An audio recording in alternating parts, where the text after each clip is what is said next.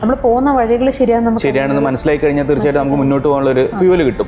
നമ്മൾ dental students ഏറ്റവും കൂടുതൽ സ്ട്രഗിൾ ചെയ്യുന്ന ഒരു ഏരിയയാണ് മെഡിക്കൽ സബ്ജക്ട്സ്. അത് ഭയങ്കര യൂസ്ഫുൾ ആണ്. അവരൊരിക്കലും മെഡിക്കൽ സാറുമാരൊരിക്കലും നമ്മുടെ പ്രീവിയസ് ക്വസ്റ്റൻ അതേപോലെ ഇട്ടിട്ട് പഠിപ്പിച്ച് അത് മാത്രം പഠിപ്പിച്ച് വിടുകയല്ല ചെയ്തത്. എന്താണ് മെഡിക്കൽ സബ്ജക്ട് വേണ്ടത്, അല്ലെങ്കിൽ എന്താണ് മെഡിസിനിൽ ഇൻറ്റഗ്രേഷൻ വേണ്ടത്. അവർ നമ്മുടെ ഫാക്കൽറ്റീസ് ഭയങ്കര എക്സ്പീരിയൻസ് ആണ്. അവർ മെഡിസിൻ പിള്ളേരും കൂടെ പഠിപ്പിച്ച് എക്സ്പീരിയൻസ് ആണ്. അപ്പോൾ അതുകൊണ്ട് അവർക്ക് ഇൻറ്റഗ്രേഷൻ ടോപ്പിക്സ് നമുക്ക് ഈ പ്രാവശ്യം ഇനീറ്റ് അല്ലെങ്കിൽ INCT എക്സാമിന് മെയിൻ കണ്ട ഫാക്ടർ എന്ന് പറഞ്ഞാൽ ഡെന്റൽ സബ്ജക്ട് ആയാലും മെഡിക്കൽ സബ്ജക്ട് ആയാലും ഇൻറ്റഗ്രേഷൻ നമ്മൾ പഠിപ്പിച്ചത് അതിന് തൊട്ട് തന്നെ. ഞാൻ ബാറ്റൻ നോട്ട്സ് 4 times റിവൈസ് ചെയ്തിട്ടുണ്ട്. ചില ടെക്സ്റ്റ് ബുക്സ് ഹിമാനി മാമിൻ്റെ നോട്ട്സ്, ഐശ്വര്യ കോശി സാറിൻ്റെ നോട്ട്സ്, സാറിൻ്റെ ക്ലാസ് മിസ് ചെയ്യാറില്ല. സാറിൻ്റെ നോട്ട് വളരെ ചെറുത്, ക്രിസ്പ്, പക്ഷെ അത് മതി, അതിൽ നിന്നെല്ലാം കിട്ടും. അപ്പോൾ ആ ഒരു നോട്ട്സ് ഭയങ്കര ഹെൽപ്ഫുൾ ആയിരുന്നു. പിന്നെ Sushanth Soni sir pathology, microbiology, പിന്നെ എൻ്റെ ഫേവറേറ്റ് മാം പൂജ Johari.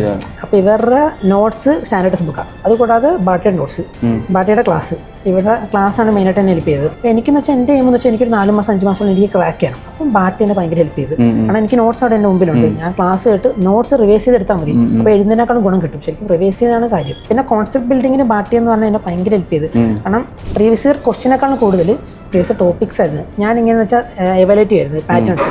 INA papers PG questions വരാറുണ്ട്. അപ്പം ഞാൻ INA പ്രീവിയസ് ഇയർ ക്വസ്റ്റിൻ്റെ കൂടെ PGൻ്റെ ക്വസ്റ്റ്യൻസ് കൂടെ നോക്കുമായിരുന്നു.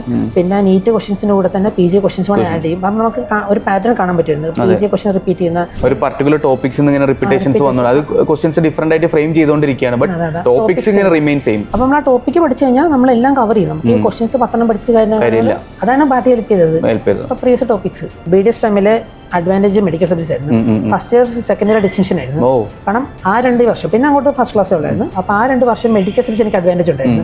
അപ്പോൾ ആ ഒരു അഡ്വാൻറ്റേജ് ഞാൻ വെക്കാനായിട്ട് നോക്കിയായിരുന്നു. പിന്നെ എല്ലാവരും ചോദിക്കാറുണ്ട് നീ എന്തുകൊണ്ട് വേറെ കോച്ചിങ് സെലക്ട് ചെയ്യില്ല. ഞാൻ പറഞ്ഞു എനിക്ക് ഓപ്ഷൻ B ഇല്ല. ഈ ഒരു കോച്ചിങ് ബാട്ടി ഇസ്മൈ. ഞാൻ എല്ലാവരും ചോദിക്കുമ്പോൾ ആർക്കൊരു ചോദിക്കുമ്പോൾ ഞാൻ പറയും നിങ്ങൾ അവരുടെ അഭിപ്രായം ചോദിച്ചു. എന്നോട് ചോദിച്ചാൽ ബാട്ടിയാണ്. ബാട്ടി ചേർത്തി. എനിക്ക് ബാട്ടിയാണ് എല്ലാം. കാരണം ബാട്ടിയായിരുന്നു എന്നെ ഇവിടെ വരെ എത്തിച്ചത്.